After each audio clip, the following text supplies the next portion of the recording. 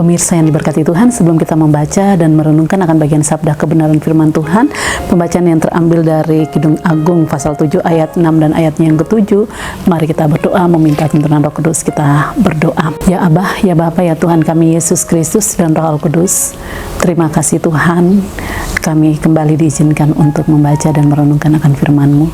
Berikanlah kami untuk mendalami firman-Mu, untuk kami mengerti dan memahami serta memperlakukannya dalam kehidupan kami tiap-tiap hari. Maka mari Tuhan berfirmanlah kepada kami, karena kami telah siap untuk mau menyambut firman-Mu. Amin. Pembacaan firman Tuhan terambil dari Kidung Agung pasal 7 ayat 6 dan ayatnya yang ke-7 dengan perikop pembacaan kenikmatan cinta.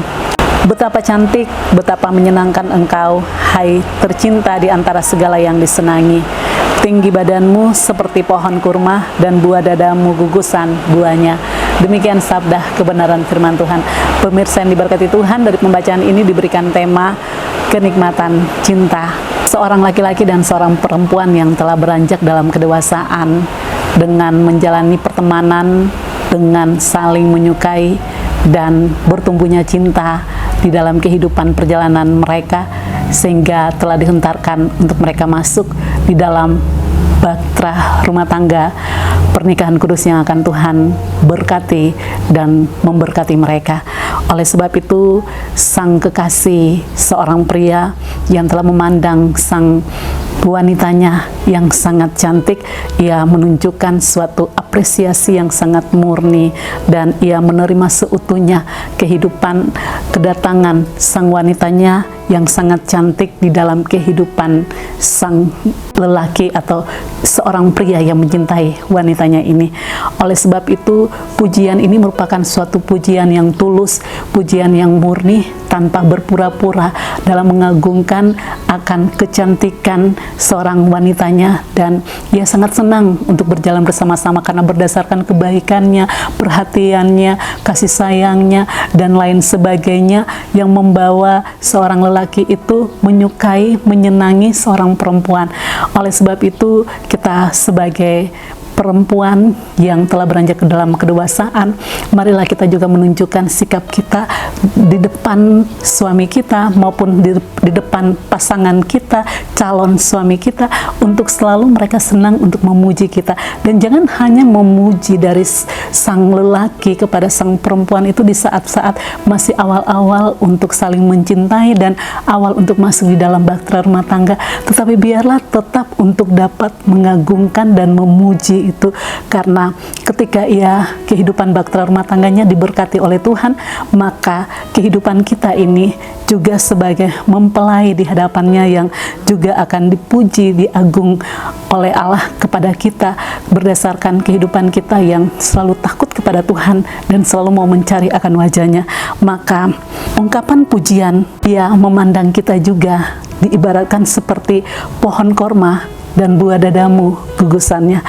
Pemirsa yang diberkati Tuhan, kalau kita lihat pada pohon kurma yang ada di Timur Tengah, merupakan suatu simbol dari suatu keagungan.